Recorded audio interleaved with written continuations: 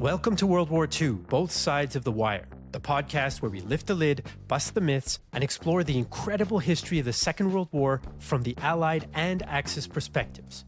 I'm Jesse Alexander, a public historian specializing in the history of the two world wars. And I am Matthias Strohn, German officer, professor of military studies, and author. In this week's episode, and in a long overdue collaboration between Not So Quiet on the Western Front and World War II, Both Sides of the Wire, four of us sit down to explore what we feel are the battles that, for one reason or another, shaped the course of the 20th century. So, gentlemen, what a pleasure. And I do have to say, this is quite a long overdue collaboration. The last time all four of us were on a podcast, quite some time ago now. I always enjoy it, and I suspect we've got quite a lot of crossover between our different audiences as well, people that listen to both of them.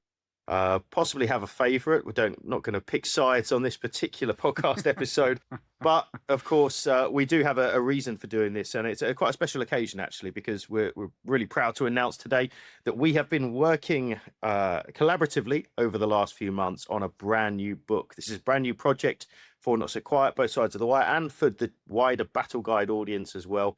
And that book is called Inferno. And that's the subject of today, not necessarily fires, but specifically 12 battles that shaped the course of the 20th century. And to give anyone a bit of background who's joining us right now, of course, we have picked 12. We've divided them by 4, which gives us 3 each, to the best of my knowledge. And we had a kind of conversation about, well, if we were going to really discuss 12 battles that from throughout the First and Second World War that changed the course or shaped the course of the 20th century, how would we go about doing that? And I think that's a great question. Maybe I'll just start with you, Jesse, in terms of it's a great question, but it's not necessarily straightforward, because there are a few parameters even in that phrase itself which don't necessarily make it an easy question. For example, battles. Well, that's a pretty fluid word and term used there. Yes, the 20th century wars challenge our idea of what a battle is, right? When does a battle start? When does it finish? What is the result? We can get all philosophical about that. I'll leave that to the professors in the group. But for me as a co-author, trying to decide, is it only military, this concept that we're going for, this, can a battle, if we're going to accept that word, can its influence go beyond purely military? That's something that I've always been very interested in.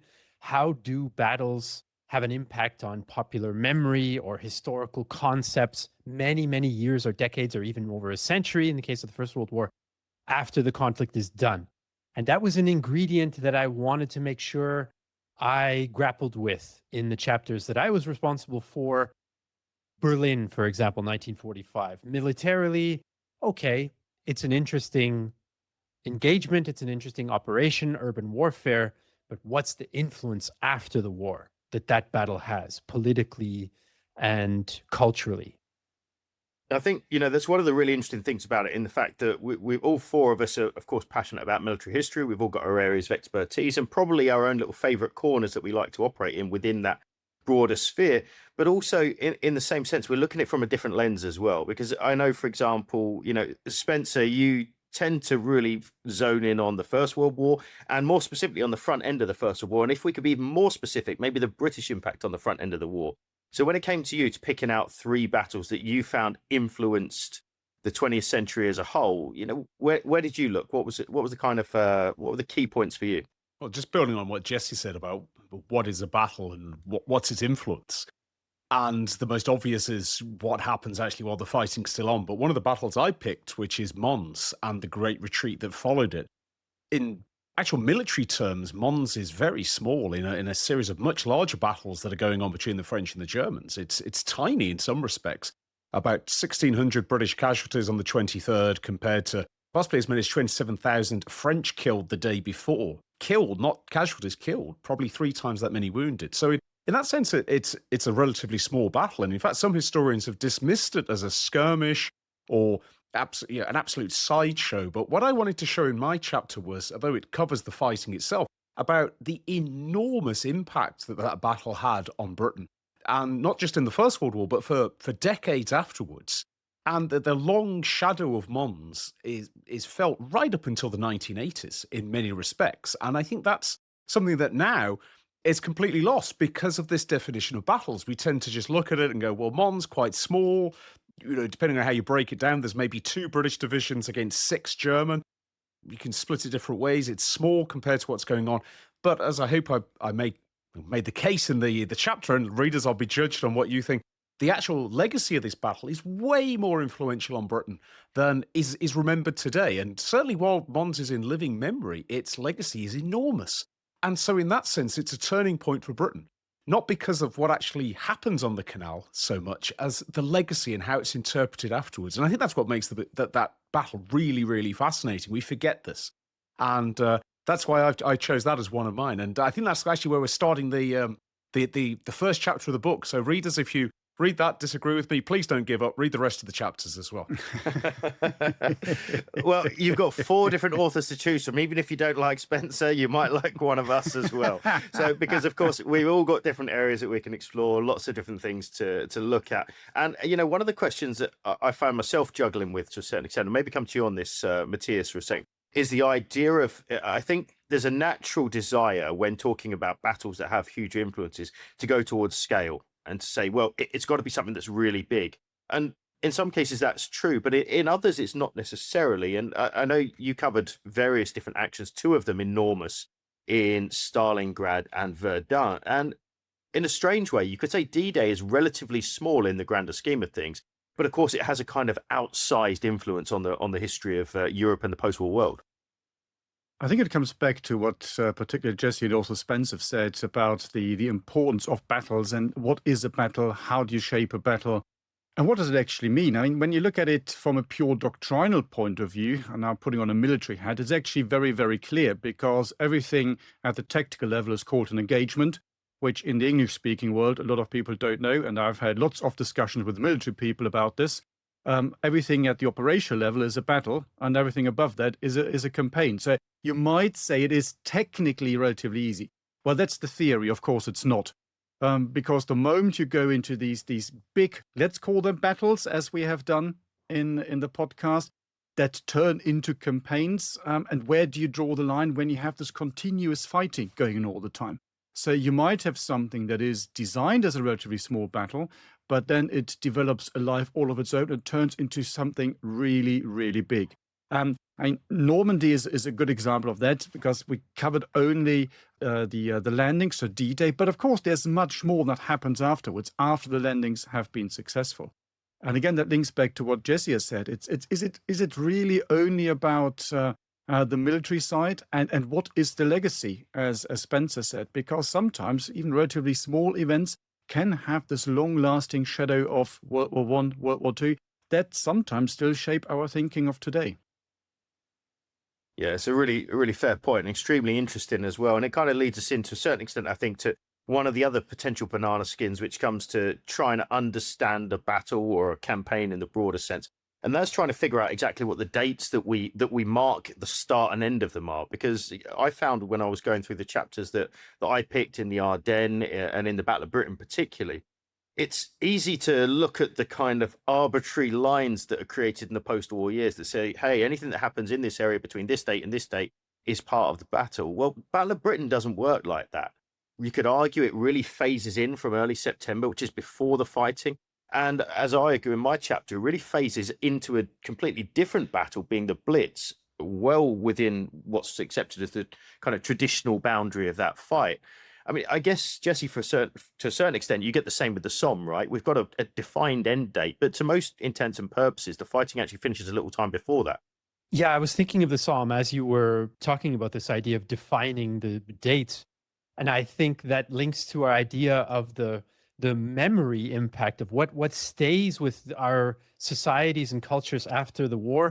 The Somme, for all intents and purposes, in the English-speaking world's sort of historical imagination, was a one-day battle, right? That's the impact of the battle, is one day.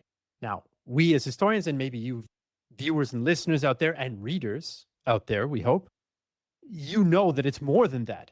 But still, the battle kind of compresses itself in that way.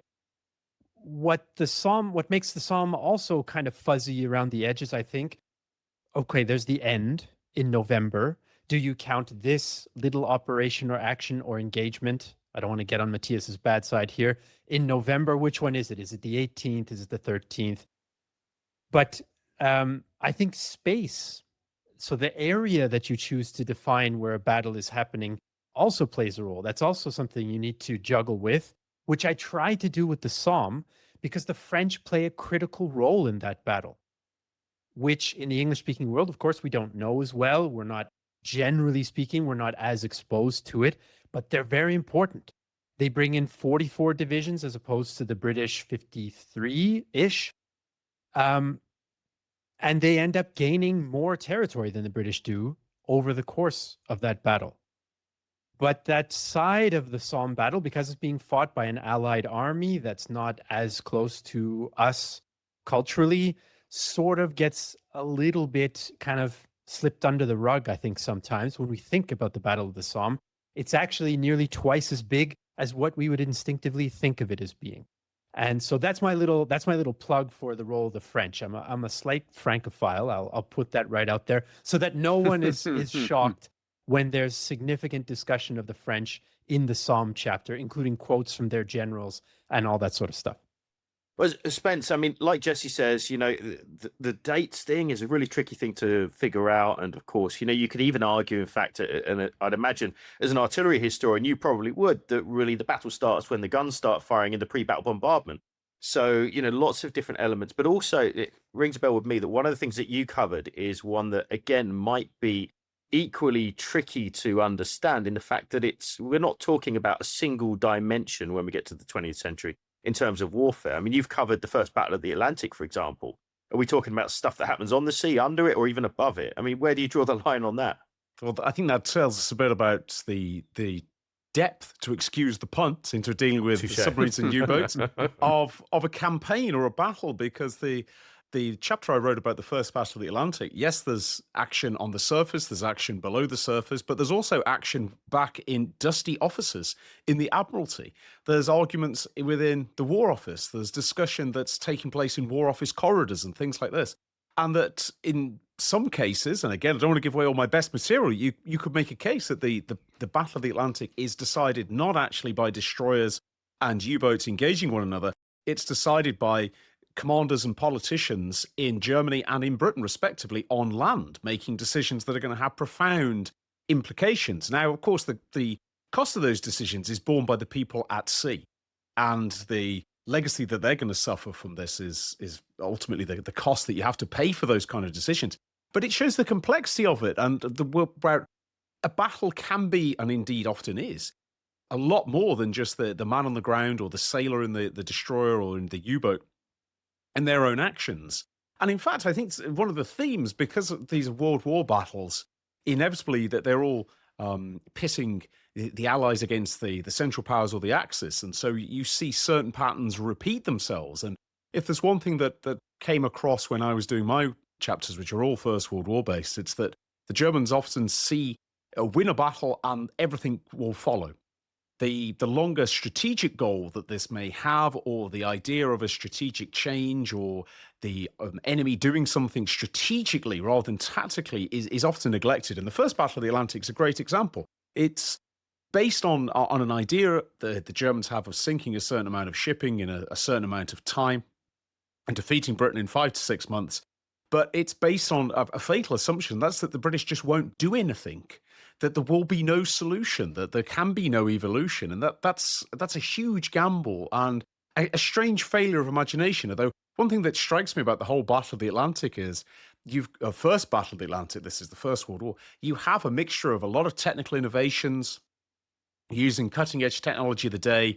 And yet you've also got a lot of surprising lack of imagination at a strategic level until quite late. So it's the complexity of it. It's more than just destroyers hunting U-boats. It's statistics, it's administration, it's the bureaucracy that allows a battle to take place. And listeners, that might sound boring, but I guarantee you read my chapter, you won't find it boring. So I found it, I think it's fascinating story that reminds us about how as unsexy as bureaucracy in war is, it can sometimes be the difference between victory and defeat. Do you know, I think one of the interesting things is probably all of us, as you were saying that, we're thinking back to one of the chapters that we wrote. I was thinking particularly the Dowding system in the Battle of Britain. I guess, all of us had that kind of way that we can look at the story. And, it is interesting. And I think one of the strengths that we've got amongst the four of us is that we have that kind of different perspective, but we've each got our own take on it. And I think, Matthias, thinking back to your D-Day chapter particularly, and looking at that, vast majority of the people listening to this would have looked at it through purely Allied eyes and said, hey, this is the objective, this is how it needs to be fixed. Whereas, you understandably are able to look at it from a different perspective. And do you think in a sense that being able to do that, and in fact, given your profession, being able to do it from both sides offers a different view that other people might get? Perhaps somebody watching this or listening to this right now says, hey, I know D-Day. Well, what are they going to get different if they listen to your version of it? Well, if you really want to understand an engagement, a battle, a campaign, whatever you want to call it, you can only really understand it if you look at both sides of the wire. Well, here's our name. There we have it. That's exactly why we call our podcast exactly this, because otherwise it's simply impossible. As you already said, well, a lot of people have read a lot about, in particular, the Allied sources, and they think they know what's going on.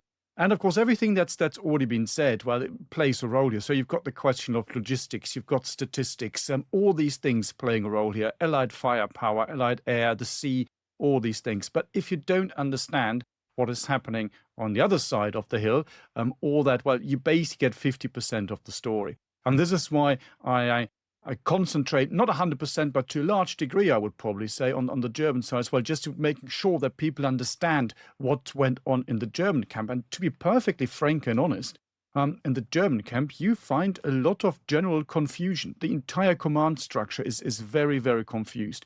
You've got all sorts of different ideas about how to fight this battle, because everybody knows that the Allies are coming. Hitler is actually reasonably, at least publicly, excited about this, because he says once we've driven the Allies back into the sea, we can shift about 50 divisions from the Western Front to the Eastern Front. So that's, you might say, is the strategic picture. But how do you break this down and have a look at the operations on the ground? This is the famous tank debate that you find between Rommel and Schweppenburg. So Rommel, having experienced the Allied forces, particularly the British in North Africa, says it's all about the first day because they've got air power. We will not be able to bring our troops to the front line. So we need to defeat them right when they land. The first day is going to be, as it says in the film, the longest day. Schweppenburg, who comes from the Eastern Front, says, no, that's complete nonsense, because we as the Germans are much better at operational level warfare.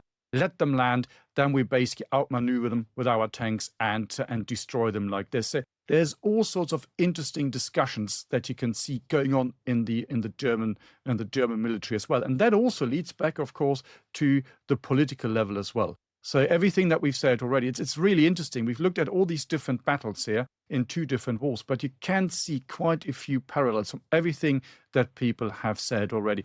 Politics, strategy, the statistical piece that Spencer mentioned. I think absolutely right. Again, when you look at the Germans and all the three battles that I covered, whether it's D-Day or Stalingrad or the Battle of Verdun, the First World War, the Germans are actually quite bad at looking at the higher strategic mission, the strategic outcome. They're very much about fighting battles. They're very much about inflicting casualties on the enemy. And this will then somehow turn itself into a major victory. Well, unfortunately for the Germans in both world wars, that doesn't happen because warfare has changed. The character has fundamentally changed and shifted. And that is the problem. But their mindset hasn't shifted. It's a really interesting point to make. And I was thinking back to somebody who I think you guys both reference fairly regularly, good old Clausewitz on your podcast. And everybody, that's right, no plan survives first contact with the enemy. And of course, it's something that we all experience as well in exploring these different chapters is there's intention and then there's what happens on the ground. And I think one of the fascinating bits for me is how individuals placed in kind of key environments at key locations at that very precise moment in history can really influence those outcomes. And that for me was at least one of the things to cover and to really delve into. But, Jesse, same thing I think applies with the stuff that you covered. Obviously, Berlin is a subject, back to front, and you've done some incredible work on it in the past. How do you find and of course, with massive post-war ramifications, how do you find the idea between the planning and the real big picture stuff to getting down to ground level to what happened to this guy on this street corner on that day? How do you make that transition when you're trying to tell a story like that? It can be tricky because sometimes those experiences seem like from other worlds, right? One of the big topics in the history of conflict, especially modern conflict, 20th century, like we are all dealing with, is the division between the frontline experience and the home front, or the disconnect between bureaucratic planners at the Ministry of Munitions and then the gunners who need to do their job with those munitions. So it can be a bit of a tricky bridge, a gap to bridge, let's say. As far as Berlin in 45 is concerned, I feel like it's when the chickens come home to roost in many ways. For if you haven't done the proper types of planning, you're not going to be able to do anything on the front line. I mean, the tires on the German car are so bare by this point in the spring of 1945 that it's almost like they're just going through the motions of trying to implement a plan. And yes, they have a battle plan for Berlin. They want to defend on the high ground overlooking the Oder River, which is maybe like 60 kilometers east of Berlin. The idea is, okay, we're going to make this stand on this Zelo Ridge east of Berlin. And once we stop the Soviets there, we're going to be able to do X, Y, and Z politically and then shift forces to the east. You can see a recurring theme here with defeating the D-Day invasion and then shifting east. There's a similar kind of thinking in spring 1945. But they don't plan to evacuate the city. They don't plan to defend the city properly. They don't plan to even use their resources efficiently, even at this late stage when they have so few resources. The Soviets, on the other hand, I wouldn't say they're the most efficient because they have a lot of political considerations that start to muddle the water of what happens at the sharp end. So they say, well, look, we have this symbol. We're fighting the greatest war of all time, ideologically motivated. It's our system, communism versus fascism / Nazism, and we're going to win. And this symbol that's going to show that we've won is the biggest, fattest building in the middle of Berlin, the Reichstag, which viewers and listeners and readers, you can go and visit yourself now. It's been all spruced up and fixed up, and it's the German parliament again. They are pushing to take that no matter what it costs, essentially. Sometimes I think the callousness and willingness to take casualties on the Soviet side is a little bit exaggerated in movies or in internet comments under YouTube videos or what have you. But, some Red Army soldiers pay the price for the political symbolism that their regime is going for, trying to capture certain things, certain objectives for the look. And the Reichstag is one of those. So I find that interplay between the planning of different sorts, whether it's military planning, whether it's economic planning, or whether it's political and symbolic planning, how that percolates down to the experience on the front line at the sharp end, that can be quite interesting. I don't know if I quite answered your question or if I went on an epic ramble, but that's what it was. It was whatever it was very interesting. So Lovely.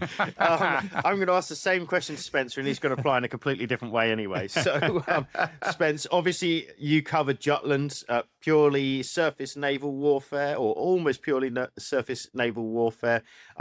Great plans, great ambitions, clashed with reality in a pretty epic Titanic struggle. How did you find weaving your way through that one? Well, I think it's fascinating, and again, it's important to go back to the context of the battle at the time, because we might look at it now, and in fact, there was a display that was put up at the Portsmouth Historic Dockyards back in 2016 about Jutland that was called 36 Hours Which Won the War.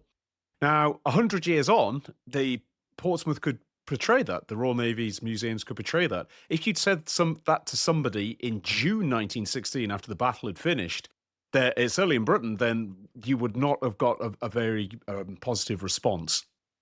And I think that what makes Jutland an interesting case study is a number of things, really. One, the strategic missteps that really lead to it in some respects, and this is Germany's, in some ways, self-destructive determination to build a huge battle fleet that it ultimately is too small to really fight the British, but does just enough to really annoy the British and causes problems before the war. And then it speaks to Germany, the German Navy's lack of sort of a coherent strategy in the First World War, lurching from one approach to the other, a lack of serious operational planning. And when they finally do get a good operational plan, and Jutland is not a bad operational plan at all, it's certainly the best the German Navy's put into action up until this point in the war, it gets compromised by intelligence failures, the fact that their codes are broken. But although Jutland is fascinating, it is the bloodiest sea battle ever fought by the Royal Navy, and by extension, I believe the German Navy as well. It's at the time, it is the biggest news story in June 1916. This is a huge news story across the world. It doesn't matter where you are. If there is a newspaper with an international section, it's going to talk about Jutland.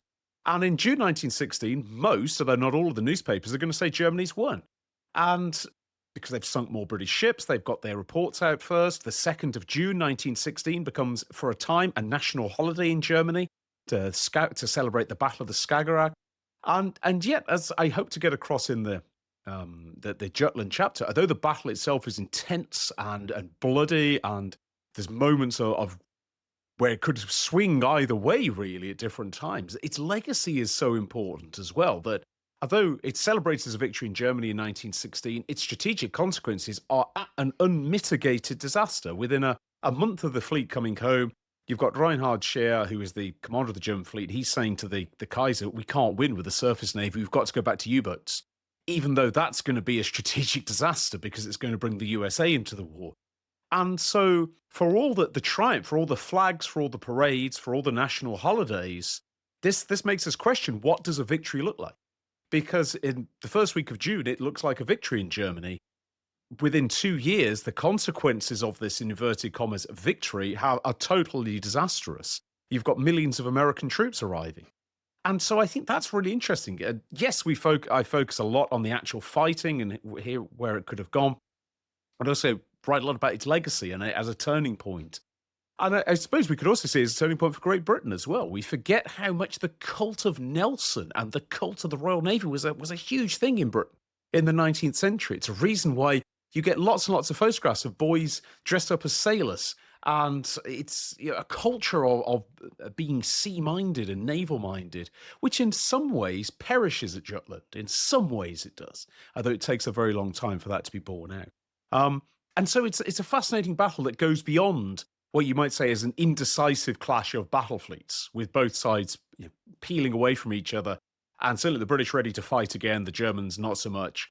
But the consequences of it, the long-term consequences, are absolutely profound for Germany, although it's not realised at the time. And so we can say a century later, perhaps this was 36 hours that won the war for the Allies. But I hope I make clear in the chapter, it doesn't feel like that in June 1916. And this tells us something about sometimes the consequences of battles aren't felt immediately. It can take time. Jesse, obviously, the fall of Berlin is a pretty immediate statement in Germany that the war's over.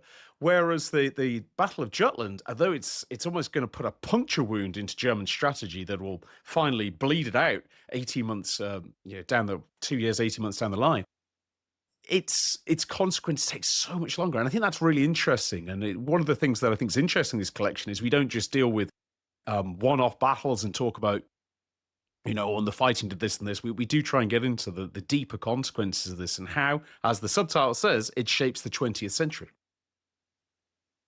I just want to come back to that, actually, this fantastic point, Spence. The idea of shaping the 20th century, I'd imagine when the four of us looked at this, we all, again, looked at that with a slightly different perspective. And how does it shape it? When does it shape it? Why does it shape it? And one of those central questions, I think there, Matthias, which is one that's worth considering and maybe discussing for a minute here, is that I think there's a fairly strong argument to say that you could say a battle shaped events further down the line, not necessarily by what it achieves, but perhaps even by what it prevents in the same token. Is that something that you come across, something that you've considered? Absolutely. And as you were all talking, I was thinking about exactly this. And I think of the 3 chapters that I wrote, perhaps the one that fits that particular bill the best is the Battle of Verdun, so the First World War battle. Because when you look at it, so it looks as if nothing has really been achieved. So there's a lot of fighting for quite some time. Again, the question is, when does it end? The start point is very obvious in February 1916. The end point is not so obvious. So on the German side, it can either be June 1916, that's the last major attack. It can be October 1916, when you have another smaller attack. On the French side, it's December 16, when they reoccupy and reconquer pretty much all the territory that they'd lost to the Germans in the previous fighting. And you just look at this and you think, say, you've got this fighting that goes on for, let's say, nearly a year if you go all the way to December. And at the end of it, you are exactly where you started from, but you've just amassed hundreds of thousands of casualties. I was in Verdun just a couple of days ago, and every time I go there, I'm just astonished. You go to the ossuary and you see the bones of 130,000 people in there. I mean, it's just absolutely mind-boggling when you see this, because the battlefield is actually quite small. So that makes it such a harrowing and in some ways outstanding battlefield, I would say. And then you say, well, what was that really for? But the interesting thing really is when you try to understand what the German strategy was, because just for once the Germans did have a strategy, because Falkenhayn, who's the head of the OHL, he comes up with a very clever plan, because we all think, and I talk about this in the book quite a bit, we all think that the Battle of Verdun was fought to bleed the French white, because these are terms that Falkenhayn uses in his writing. It's the blood mill or the blood pump on the Meuse.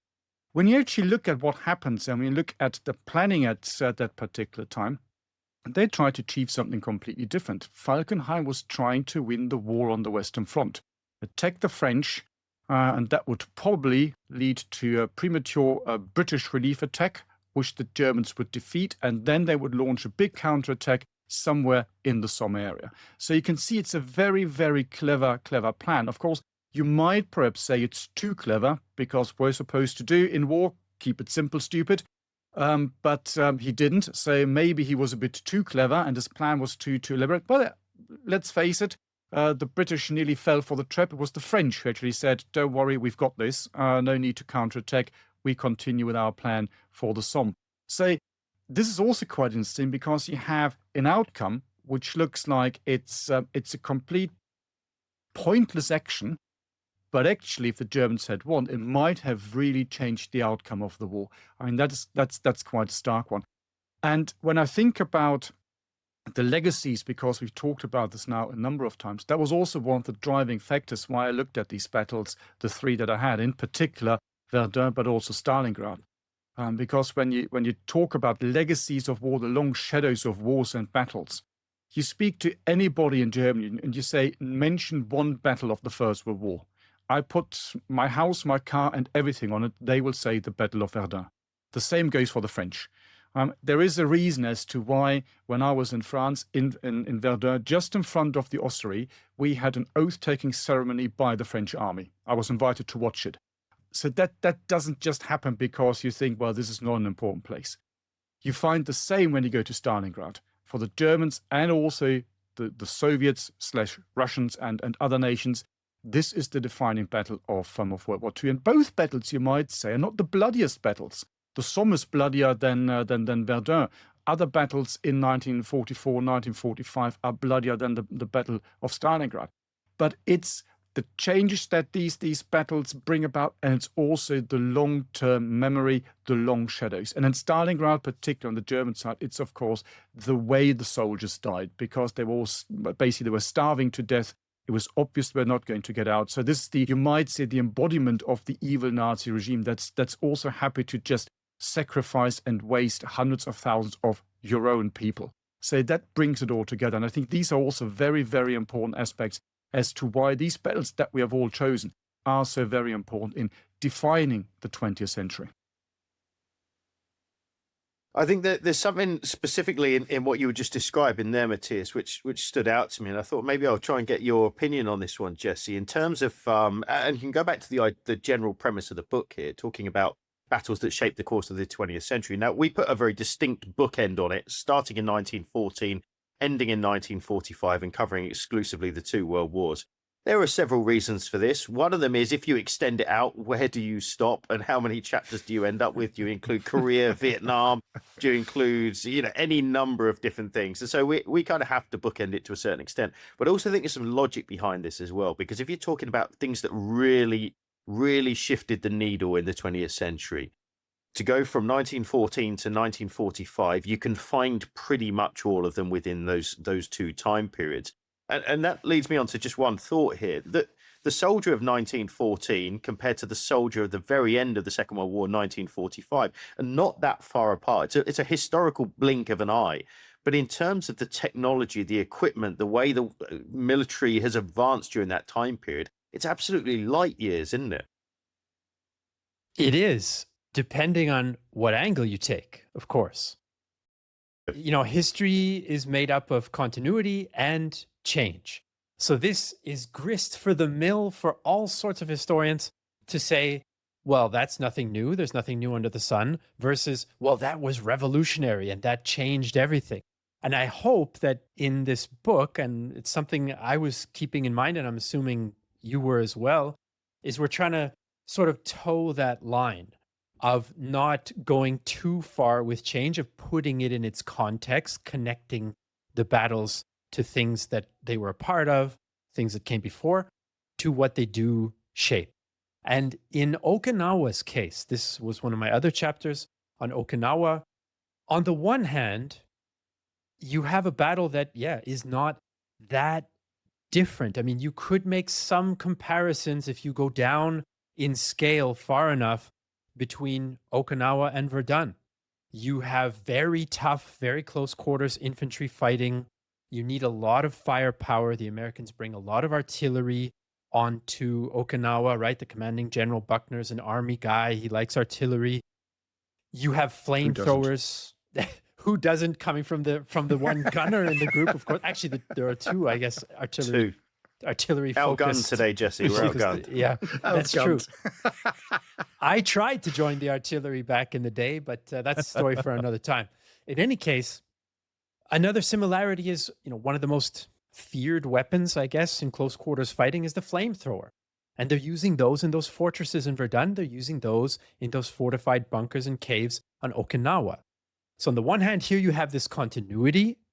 And on the other hand, Okinawa, one of the ways that it shapes the 20th century is that it has an impact on the decision to use the atomic bomb.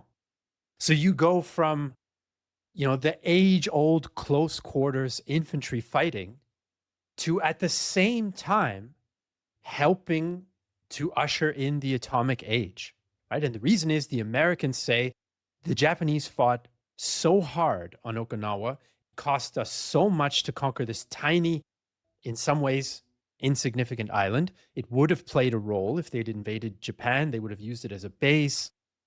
Or if they'd blockaded Japan and tried to defeat it that way, they would have used it as a base. So it would have shaped things in a different way if history had worked out differently.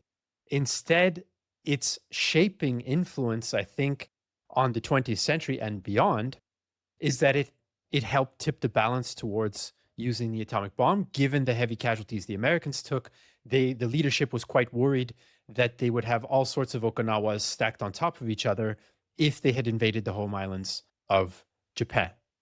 So there are these almost contradictory, separate kind of parallel ways you can look at history and how it's either connected with what came before or changes what comes afterwards. Just to muddy the waters for us a little bit more. But I think readers out there, in writing these chapters, it gave me a lot of food for thought. And that was one of my objectives with these 3 chapters, was to give you readers the same food for thought as I had trying to shape the chapters for you.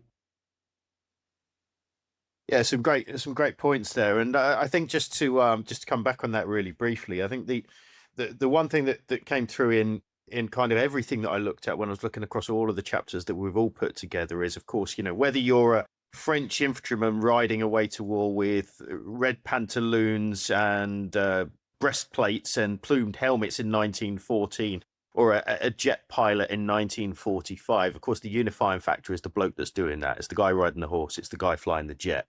And Spence, that kind of human element, of course, is the one thing that ties this whole thing together, regardless of which part of the world, which branch of service, whatever it is. And that's something that I know I'd found really interesting, and I guess you drilled right down into as well.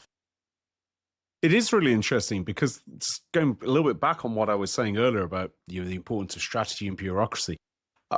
Return to that point. That strategy and bureaucracy doesn't appear in a void. It appears by people who are they may not be competent as we judge them in history, but they're trying to do the best that they can with what they've got. They're making decisions under high amounts of pressure. And I think one of the most interesting things to do is go from top to bottom. When we look at these battles, look at what's affecting the commanders and their staffs, maybe even the strategists back at home. And then if we can drill down to look at an individual U-boat captain or U-boat as I do in my first Battle of the Atlantic essay, or chapter, I should say. It's an academic coming out there for writing an essay. But it gets across that the decisions that are being made by somebody somewhere, whether it's a general or a politician or somebody else, are going to have profound effects on the man who is down on the ground, who is fighting this, who is facing the situation that has been created by these decisions. And I think that what I certainly tried to do in my chapters is try and really interweave those two. That these decisions aren't just made in a vacuum. It's not just something where, oh, you've made that decision, some flags move on some maps and things happen. Instead, this is people's lives at risk. And in getting it wrong, that's national survival at risk. You're talking millions of lives that may not be lost, but they'll certainly be profoundly changed in the event of defeat. And I think that's fascinating, that we can go from the absolute, that the top, in Prime Minister David Lloyd George or the supreme commanders of the German army, German navy, etc., right down to individual ship captains, U-boat officers, and everything in between. I think is what gives any kind of good military history its texture. And I know that there is there was certainly when I was younger, of course, still young now, I hasten to add. When I was younger, there was a big emphasis on, military history should be about systems, and the systems theory was huge in academia about 20 years ago, 15 years ago. Don't hear much about that now outside the rarefied world of professional military education. And it was looked down on a little bit to sort of look at soldiers' tales. It was sometimes dismissed as drum and trumpet history. But I don't think you can actually really do military history, certainly not that's going to be hopefully engaging as well as educational, without that. If you actually take out the human element of military history, I think you're doing a tremendous disservice to it. You're basically writing off the individual experiences of millions of people and saying, well, they don't matter because of systems and theories. And I think that, there's a place for studying systems and theories. There absolutely is. It can be valuable. But to say this is infinitely better than studying the personal experience of war, I think is wrong. And I think that I hope that our book gets across that not only is it important to remember the sacrifices that are made, but also it helps tell us and helps us understand a lot more about the battles that we're discussing. Yeah, absolutely. That kind of unifying element. I remember looking at that in the Battle of Britain to a certain extent and talking about the Dowding system and radar and observers on the ground and plotting tables and sector stations and all of this kind of thing. Well, none of those shoot down Messerschmitts. Someone's still got to be there doing that. And so there's inevitably, no matter what we're talking about, there's always that guy on the front line who's got to put his life on the line and in many cases pay an extraordinarily high cost for doing that. And I think that's hopefully one thing that we get across throughout this, because of course, it really is a human story at its very core. But it's one that we've picked and one that we've wound in our different ways, and we hope that you guys are going to find interesting. There are truly 4 different perspectives covering 12 different battles.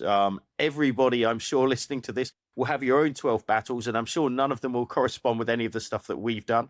I'm going to finish, though, by throwing one out there and going straight into Matthias on this. If we could have been 13 rather than 12 battles that shaped the course of the 20th century, Matthias, which one did we not include that you would have done? Oh my God, that's a good question, isn't it? That's a good one. Well, you might just say, as we discussed earlier, why in that case don't we go to 130 or 1300? I mean, that's the big one, isn't it? I would probably go.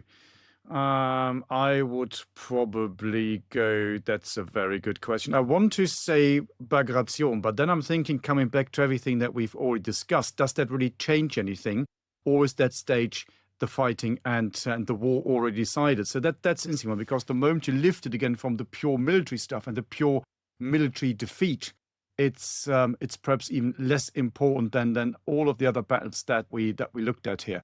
Perhaps one that it is interesting, or a number of battles, could be the opening battles the French attacks in 1914.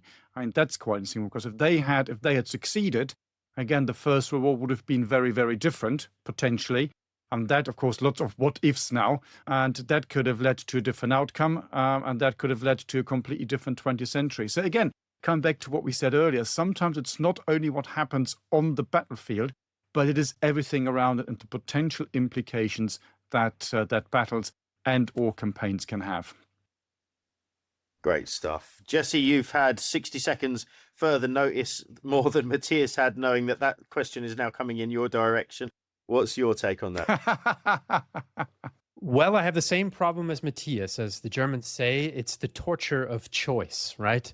Spoilt for riches. You know, sometimes what doesn't happen is as influential as what does happen in history. So some battles that don't work out, and I guess Matthias kind of referenced this with the Battle of the Frontiers with the French, but that's examples of that were kind of going through my mind as I was listening to Matthias speak. So I thought of Tannenberg in 1914, where the Russians might have been able to put huge pressure on Germany in the east if they had managed to pull off their plan. Or Gallipoli might have had a very significant impact if the British and French had been able to realize their plan of knocking the Ottomans out of the war so quickly. Now, that plan was extremely flawed, but it's tantalizing to think about how it could have shaped things. You can see what they're trying to envision. It's very easy in hindsight to go back and then poke holes in how they tried to do it. If I had to pick one as well from the Second World War, I think I would probably go for Moscow, December 1941. This is a classic choice for these types of questions because the German failure there, I think one can argue, really, really made the subsequent outcome of the war much, much, much, much more likely. And it's also early, right? So the ripples become wider and wider the farther back you go in history. So those would be the off the top of my head thoughts, I think. If I had to, you probably asked for one and I just gave you like four, but whatever. That's I don't apologize for that at all. Well, I think you've probably only stolen Spencer's sandwiches because I reckon he was going to say Gallipoli, but maybe you'll surprise me, Spence. What did you have in mind? No, I was actually going to say either the German spring offensives, which unlikely perhaps to completely change the war, although referencing the great historian of 1918, David Stevenson, he says he makes a good case in his book that it's a lot closer than we commonly remember, that there's close to political collapse at certain times. The German spring offensive is very interesting. I think that could be a really interesting turning point, ultimately dooms Germany. Or going on a bit later and looking at either Second Marne or the 100 Days more generally for the Allied counterattack, because not only is that inflict massive battlefield defeats on Germany, it's also the dawn of a very distinct style of warfare. You see mass use of tanks, you see mechanized artillery, motorized infantry, but it's also still blended with the old. So you've still got cavalry riding around in significant numbers, for example. So I think that those two would be great. And if we go into the Second World War, I think one that it's lots to choose from and sort of diving in a little bit there. I think the Siege of Malta in the Mediterranean is really, really influential, really important. And what might have happened if Malta had either gone out of the war very early, had been abandoned, or if it had been forced to surrender, or at least British or Commonwealth military forces withdrawn from it in 1942, and what sort of effect that might have had on the Desert War and things. Certainly might have prolonged it, even if it might not have completely changed it. So, a really, really interesting thing to go with there. So there we are, guys. Hope you found that an interesting dive. As you can see, I'm now back here, having experienced the perils of trying to record a podcast on Wi-Fi whilst battlefield touring on the Western Front. But hopefully what you found there just gives a little glimpse into what I think is a fascinating question: which battles truly shaped the story of the 20th century? And also gave you a little glimpse into a book that we're really proud to be working on, something that we've been working on for quite a while now. And I hope you're going to find interesting. We'd, of course, love your support. It would mean the world, especially with a new project like this. So if you'd like to know any more at all, you can always check out battleguide.co.uk, and you can look for Inferno, the book, which is available for pre-order right now. It can be found either in print, ebook, or audiobook as well. So we've got those three options. If you'd like to support us and help support this project, it'd be hugely appreciated. Thanks for your time. We'll see you again next time. You've been listening to World War II, Both Sides of the Wire, a Battle Guide production. To support the creation of future episodes, consider joining our dedicated supporter community, where you can enjoy exclusive benefits and connect with like-minded individuals. For more information, please see the show notes, and if you appreciated this episode, please leave a review on your chosen podcast platform. Thank you for listening.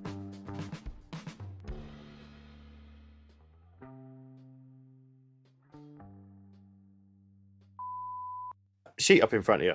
No. I haven't even looked at the sheet. Only because you always read out the intros. All right, I'll do it. Okay, sorry.